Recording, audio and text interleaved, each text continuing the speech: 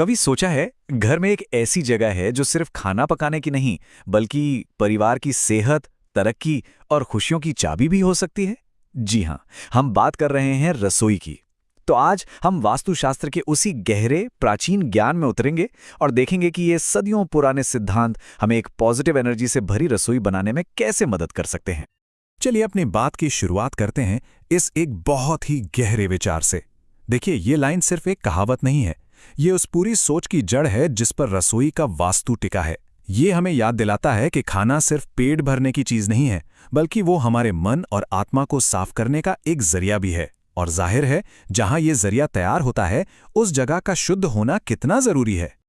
इन सिद्धांतों के हिसाब से जब कोई रसोई वास्तु के नियमों को ध्यान में रखकर बनाई जाती है तो उसमें एक सकारात्मक ऊर्जा बहती है। और यही ऊर्जा खाने के जरिए हमारे अंदर जाती है। और ये सिर्फ हमारे शरीर पर ही नहीं बल्कि हमारे विचारों पर, हमारी फीलिंग्स पर भी असर डालती है।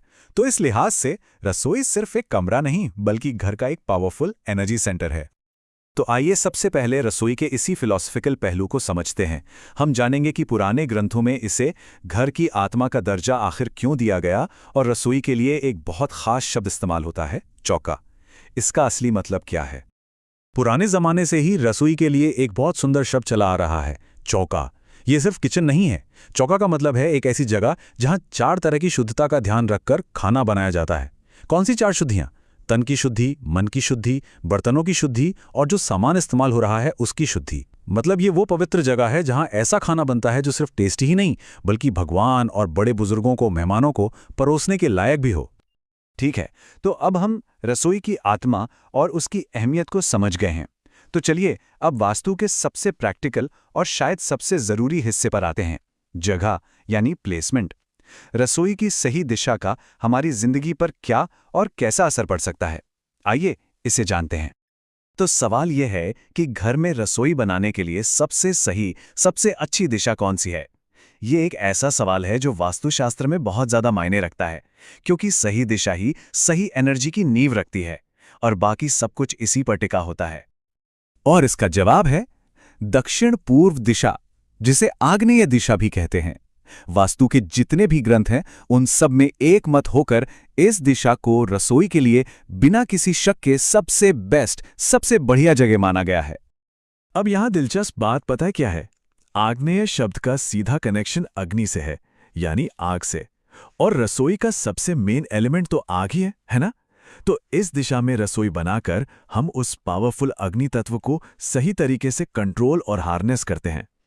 ये आग को नुकसान पहुंचाने वाली शक्ति बनने से रोकता है और उसे एक ऐसी क्रिएटिव एनर्जी में बदल देता है जो घर में सेहत और पैसा लाती है।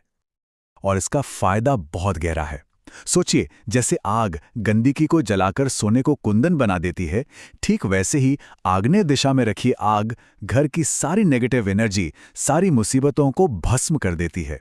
ये एक तरह से घर के लिए एक सुरक्षा कवच का काम करती है, जो सिर्फ अच्छी और पॉजिटिव चीजों को ही अंदर आने देती है। अच्छा, अब जरा इस टेबल पर नजर डालते हैं। ये बहुत दिलचस्प चीज बताती है कि दिशा का खेल कितना बड़ा है। देखिए, साफ साफ लिखा है आग्नेय दिशा मतलब सबसे बेहतरीन, यानी हर तरह की खुशी, पैसा, हर मसले का हल। और वहीं दूसरी तरफ जरा उत्तर पूर्व यानी ईशान कोण को देखिए। सीधा सीधा लिखा है तरक्की में रुकावट। और पश्चिम दिशा तो और भी कमाल है। यहां रसोई हो तो घर में अशांति, दुख, बेचैनी और तो और कहते हैं खाना भी बेस्वाद हो जाता है। इससे पता चलता है कि हर दिशा की अपनी एक वाइब है, एक एनर्जी है, जिसका सीधा असर हमारी जिंदगी पर पड़ता है। तो ठीक है, हमने रसोई के लिए सही जगह तो चुन ली, लेकिन कहानी अभी खत्म नहीं हुई है। अब हमें रसोई के अंदर देखना होगा। चलिए देखते हैं कि वास्तु के हिसाब से किचन के अंदर की चीजें, उसका इंटीरियर कैसा होना चाहिए ताकि एनर्जी का फ्लो एकदम सही बना रहे। यहाँ 3 बड़े जरूरी नियम हैं। पहला, खाना बनाते वक्त चेहरा पूर्व की तरफ हो। ऐसा माना जाता है कि उगते सूरज की जो पॉजिटिव एनर्जी है वो खाने में आती है, जो सेहत के लिए बहुत अच्छी है। दूसरा, चूल्हा घर के मेन गेट से दिखना नहीं चाहिए। ये इस बात का प्रतीक है कि घर की बरकत और पोषण बाहर नहीं जा रहे हैं। और तीसरा, जो मिक्सर ग्राइंडर जैसे उपकरण हैं उन्हें दक्षिण पूर्व कोने में, जो कि आग का कोना है, रखने से उनकी एनर्जी बैलेंस रहती है और वो जल्दी खराब भी नहीं होते। चूल्हे को छिपाने वाले नियम को काफी गंभीरता से लिया जाता है। ग्रंथ में लिखा है कि अगर बाहर के दरवाजे से चूल्हा दिखता है तो ये बेवजह के खर्चों का संकेत हो सकता है, जिससे परिवार को पूर्ण हानि तक हो सकती है। इससे पता चलता है कि वास्तु में सिंबॉलिज्म यानी प्रतीकों का कितना गहरा मतलब है। वास्तु के नियम सिर्फ चीजों की सेटिंग तक ही नहीं है, वो हमारे बर्ताव को भी गाइड करते हैं। ये कोट हमें याद दिलाता है कि रसोई एक मंदिर की तरह है। जैसे हम मंदिर में फालतू की बातें या नेगेटिव बातें नहीं करते, ठीक वैसे ही रसोई में भी एक पॉजिटिव माहौल बनाए रखना जरूरी है, क्योंकि हमारे शब्द और हमारे विचार भी खाने की एनर्जी पर असर डालते हैं। लेकिन हम सब जानते हैं कि हर घर परफेक्ट नहीं होता। क्या होगा अगर किसी के घर में दक्षिण पूर्व में रसोई बनाना मुमकिन ही ना हो? तो क्या इसका मतलब यह है कि वास्तु का फायदा नहीं उठाया जा सकता? नहीं, बिल्कुल नहीं। वास्तु इन असली दुनिया की मुश्किलों के लिए भी रास्ता दिखाता है। चलिए कुछ खास हालात देखते हैं। मान लीजिए किसी प्लॉट के उत्तर और पूर्व में सड़क है। ये दोनों दिशाएं एनर्जी के आने के लिए बहुत जरूरी हैं।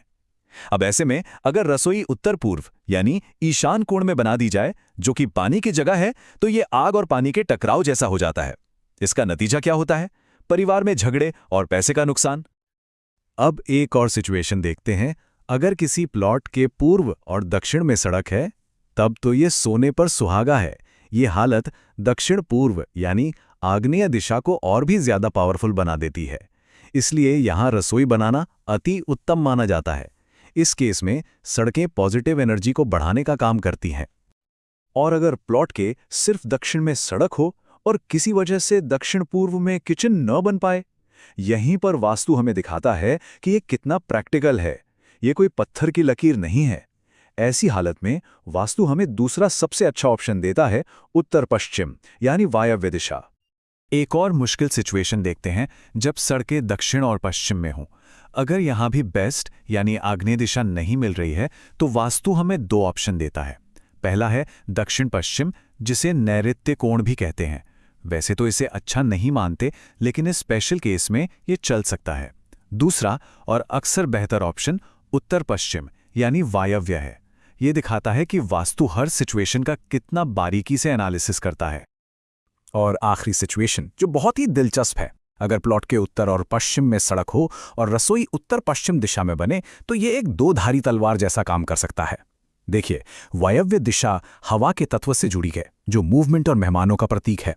तो घर में मेहमानों का आना जाना खूब लगा रहेगा, रौनक रहेगी, लेकिन हवा की तरह ही पैसा भी तेजी से उड़ेगा। ये एक बड़ा दिलचस्प बैलेंस है जिस पर घर के मालिक को सोचना पड़ेगा।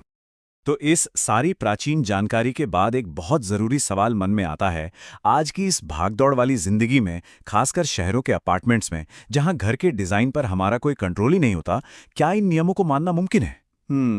शायद इसका जवाब इन नियमों को शब्द दर शब्द मानने में नहीं है, बल्कि इनके पीछे की सोच को, इनकी आत्मा को समझने में है। और वो सोच क्या है? यही कि हमारी रसोई साफ सुथरी हो, उसमें एक पॉजिटिव माहौल हो और वहां प्यार से खाना बने। शायद यही सबसे बड़ा वास्तु है। इस पर सोचिएगा जरूर।